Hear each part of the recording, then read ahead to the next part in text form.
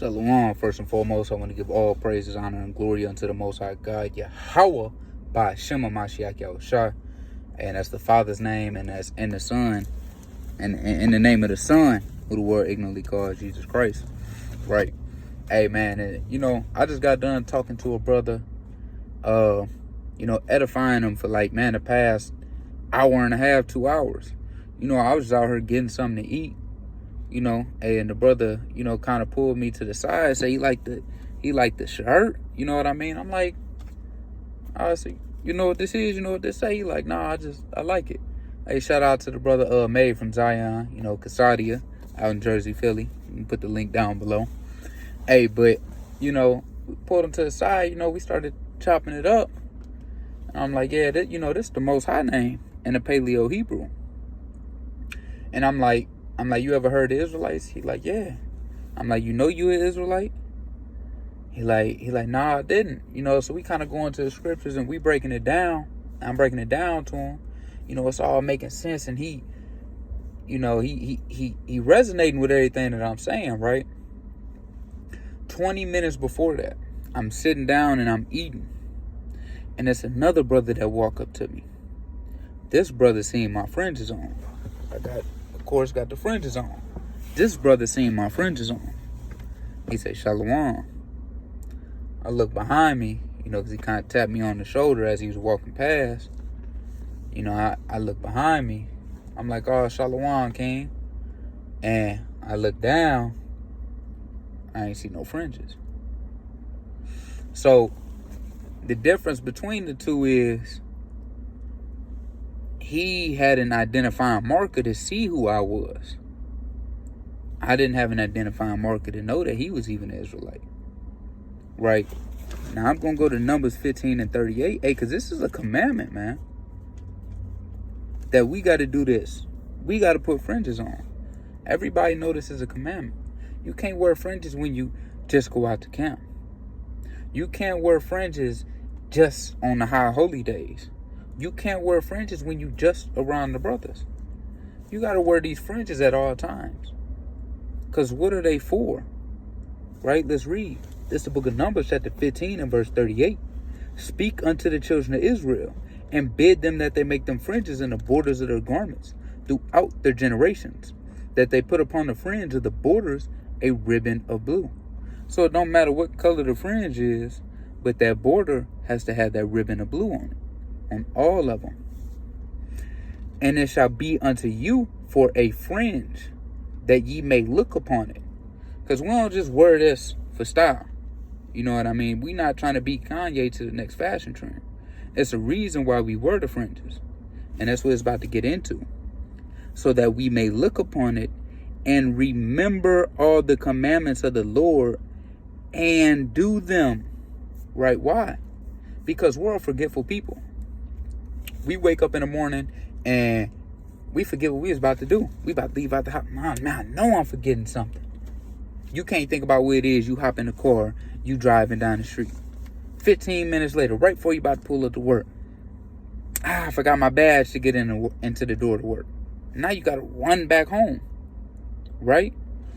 Hey, the same thing with following the law, statutes, and commandments of the Most High. You put these on. You remember. And I'm not supposed to pick up sticks on the Sabbath. I'm not supposed to kindle a fire. I'm not supposed to look at my brother's wife. I'm not supposed to be eating shrimp, crab, pork, and lobster. You're not supposed to be doing these things. Why? Because the Lord says so.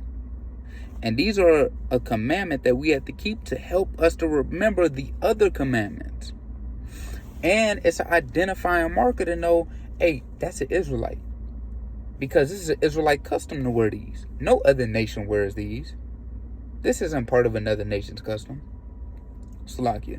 It's a part of our custom. It's a part of who we are. So when I see another Israelite out there with fringes on, hey, now you got a brother, you might chop it up for a few minutes. You might kick a little doctrine. You know what I mean? You may be able to uplift that brother through the spirit. He may be able to uplift you through the spirit. Hey, it was a hard day. But now you see a brother that's fighting the same thing that you fight. Going through the same plight that you going through. Right? Let me get this in the book of Matthew. Right? 5 and verse 16.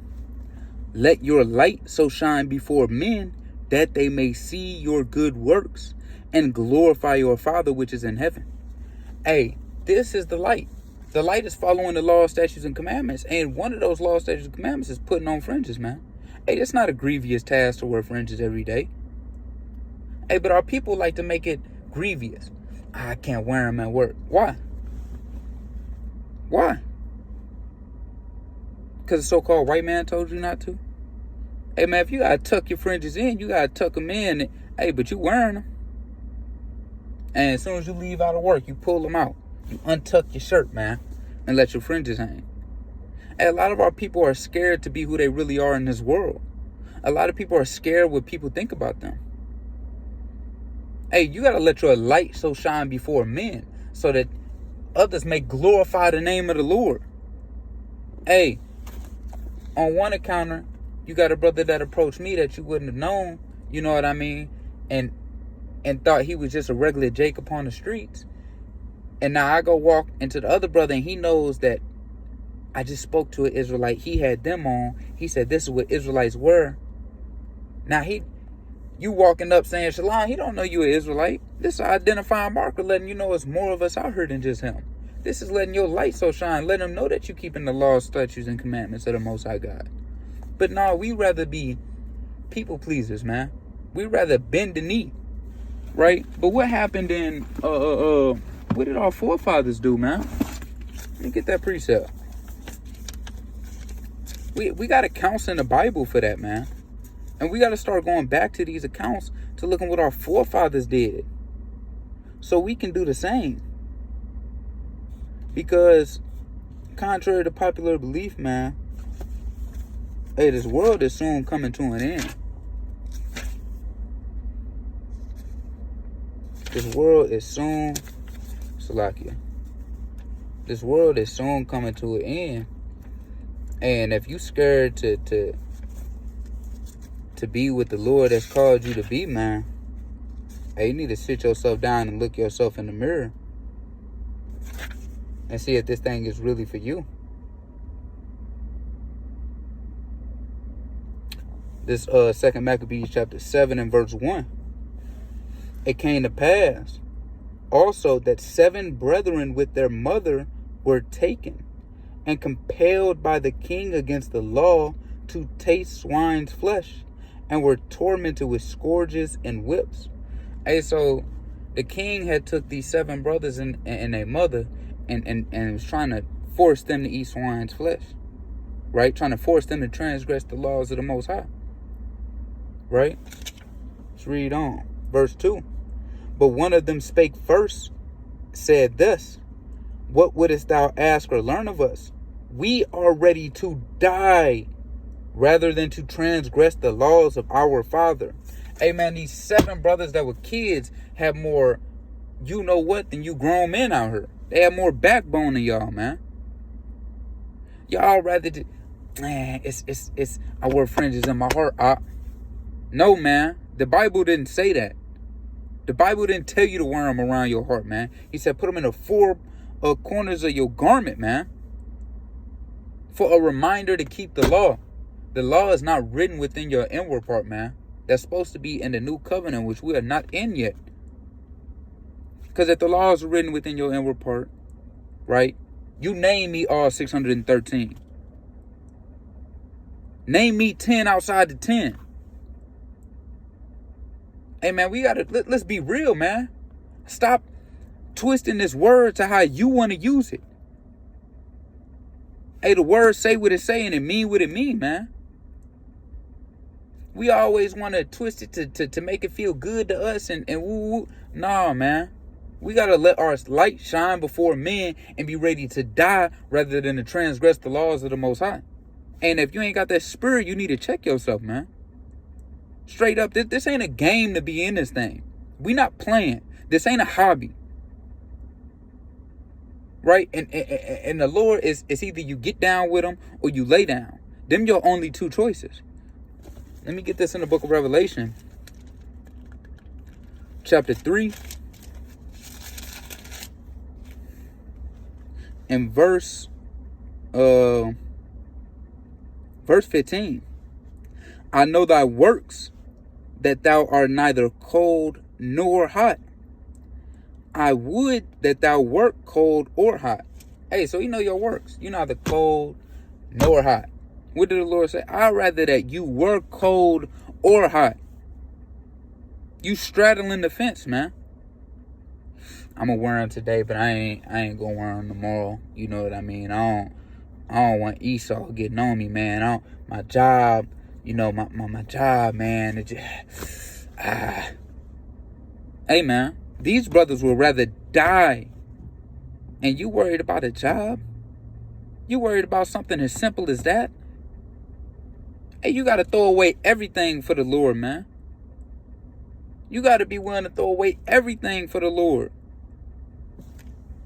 Let's keep reading, man. Verse 17. Because thou sayest, I am rich. Verse 16, Slakia. So then, because thou art lukewarm and neither cold nor hot, I will spew thee out of my mouth. It's not the Lord not dealing with you anymore, because you wanted to be lukewarm. You wanted to be straddling the fence.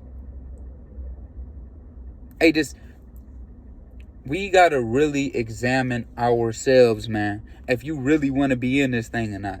If you really ready to go through the persecution or not. Are you going to tuck your fringes in at that day of wrath when it comes? When Jacob's trouble comes? When they start persecuting us with the sword for being an Israelite? Are you going to start tucking your fringes in again then? Y'all got to answer that, man.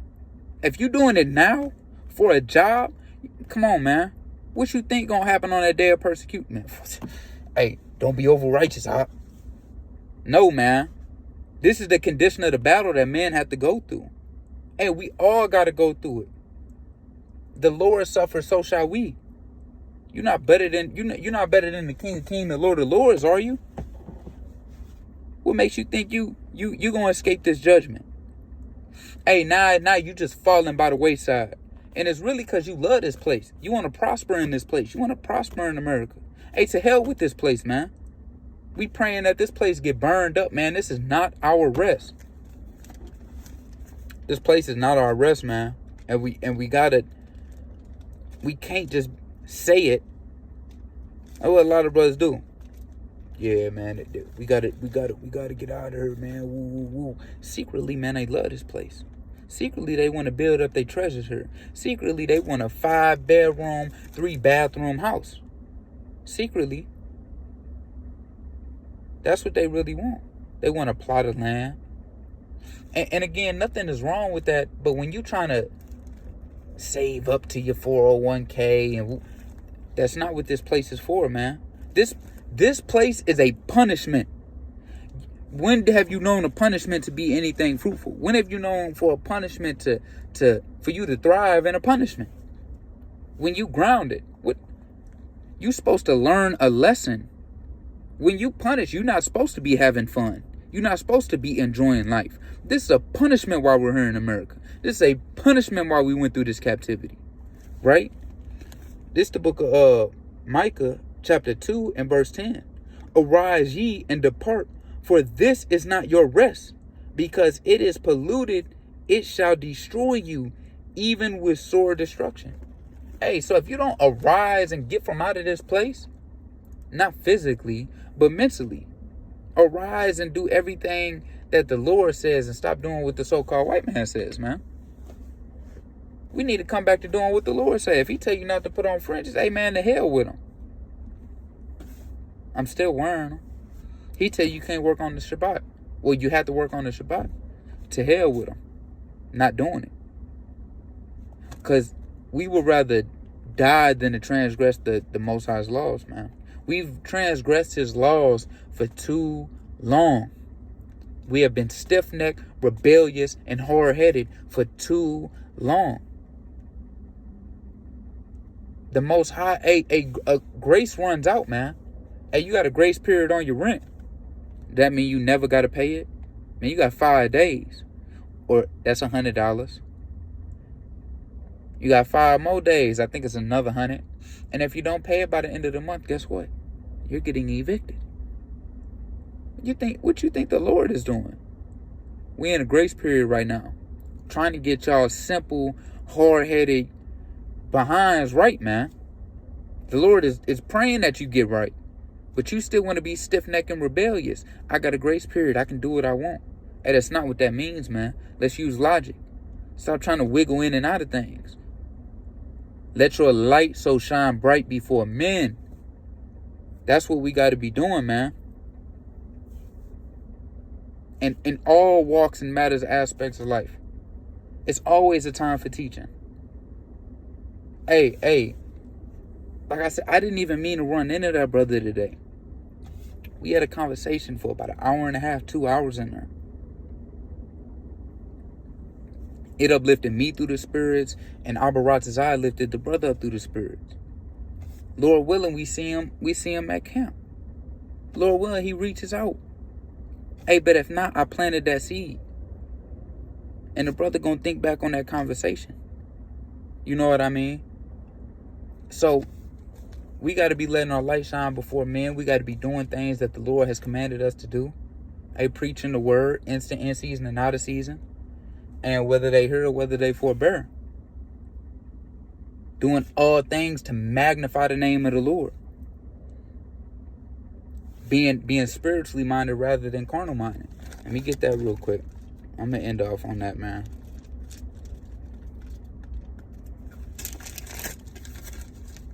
This is the book of Romans, chapter 8, and verse number 6. So I'm starting at 5. For they that are after the flesh do mind the things of the flesh, but they that are after the spirit, the things of the spirit. Right? So if you after the flesh, you're going to do the carnal things of life. You're going to do the things that your flesh want to do. You're not going to put on them fringes today. Right?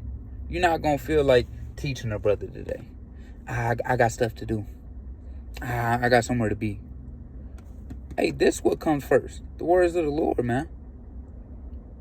These are the spiritual things. You setting up your spiritual treasures in heaven, man. Hey, Slacky, I got another precept, man. Because when I read this, man, it's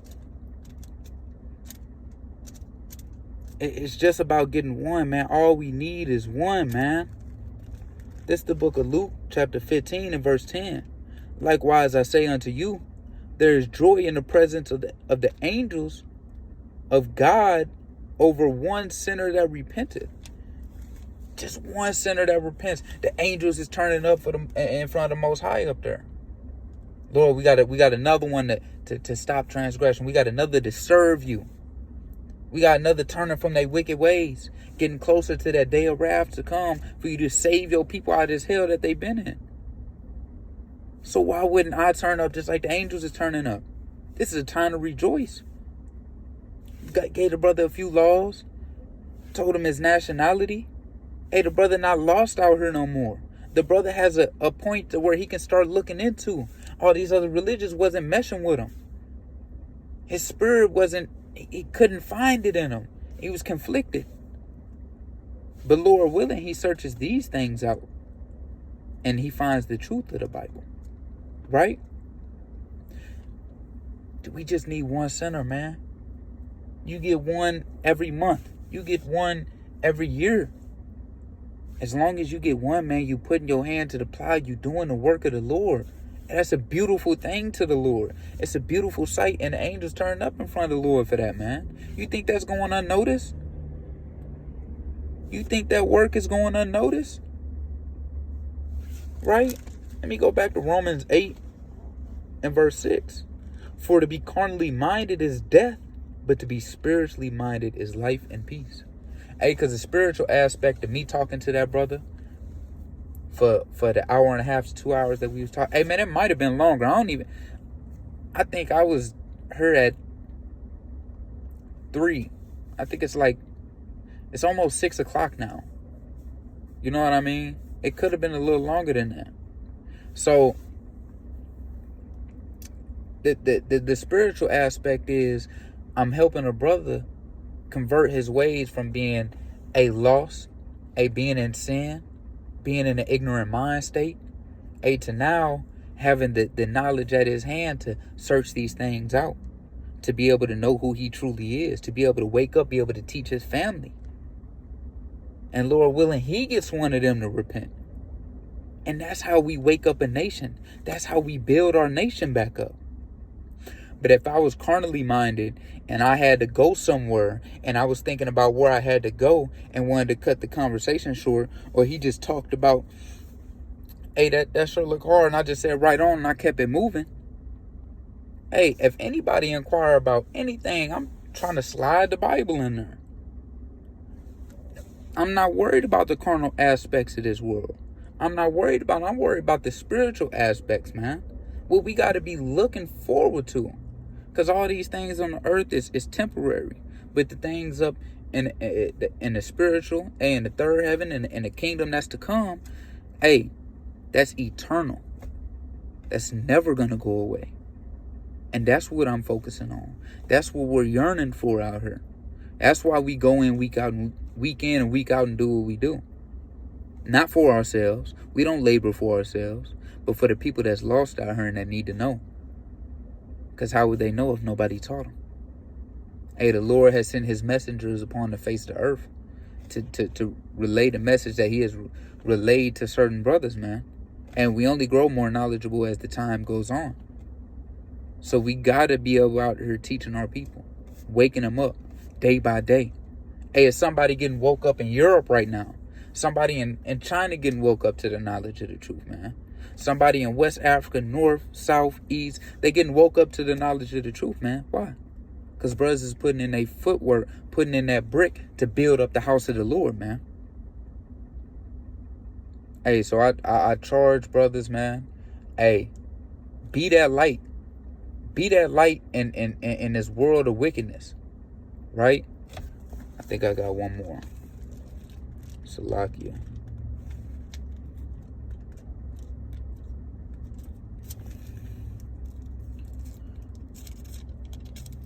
This is Philippians